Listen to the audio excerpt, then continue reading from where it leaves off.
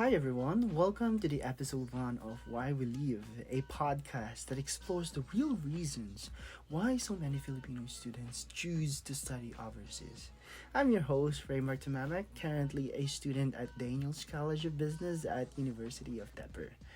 Now, before we dive in, I just want to give a little background. This podcast is actually part of a bigger project I'm doing for my writing and research class here at DU. For the past few weeks, I've been digging into this topic, not just because it's academically relevant, but because it's personal.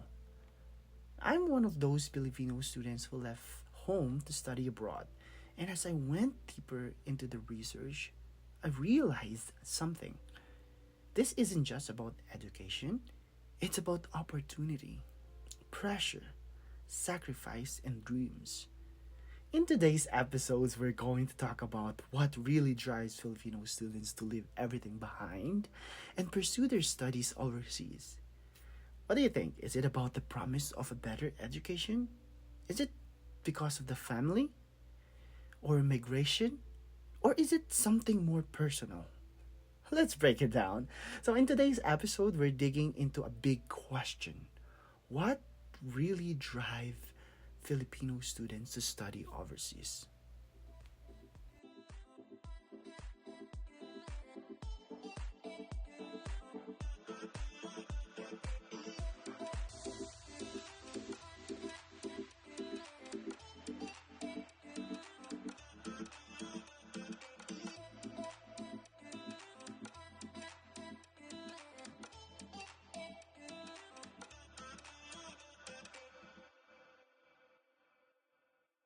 Alright, so let's start with some numbers. Well, according to the US Embassy in the Philippines, over 4,100 Filipino students were enrolled in US colleges during the year of 2023 and 2024 academic year.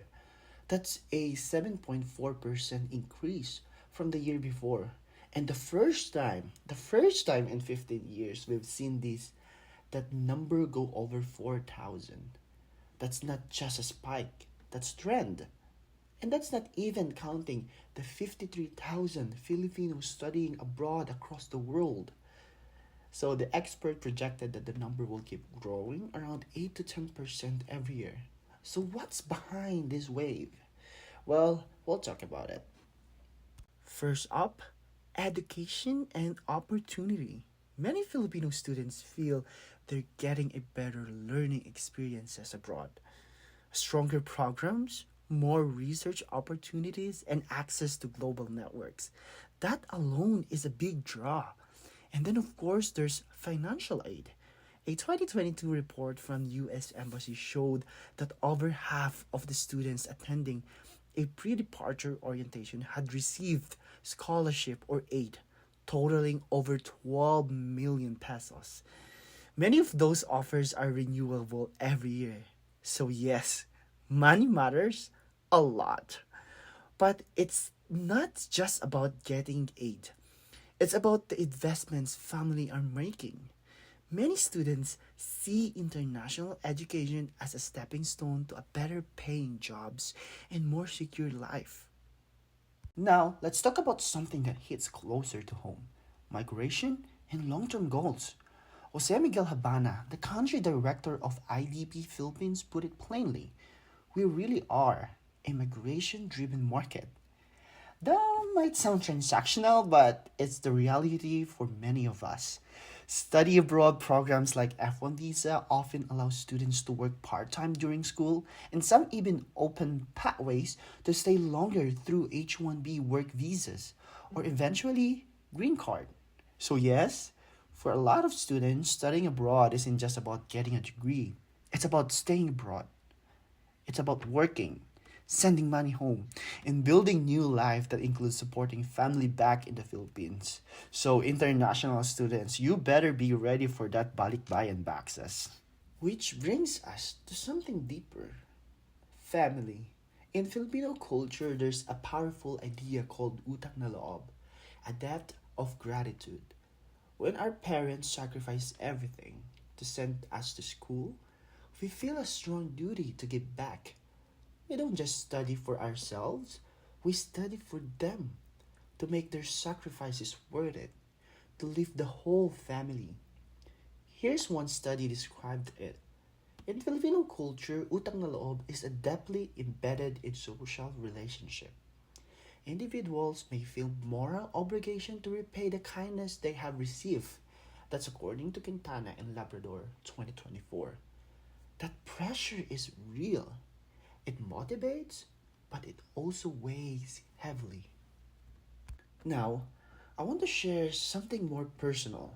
There's a YouTube video by Mariah, a Filipina student who studied in Colorado. She talked about how studying abroad changed her, not just academically, but emotionally. She faced culture shock, homesickness, and loneliness. But she also gained independence and confidence. She even ended up shifting her career goals. And what really stuck with me, it was how open she was about a mental and emotional toll of being away from home. How being alone makes you grow, but also makes you rethink everything. This reminded me of a conversation I had with Mr. Michael Francisco, an international student advisor who works closely with Filipino students. He said something that really stayed with me. He said, adjustment is a process, not a race. That line hit hard.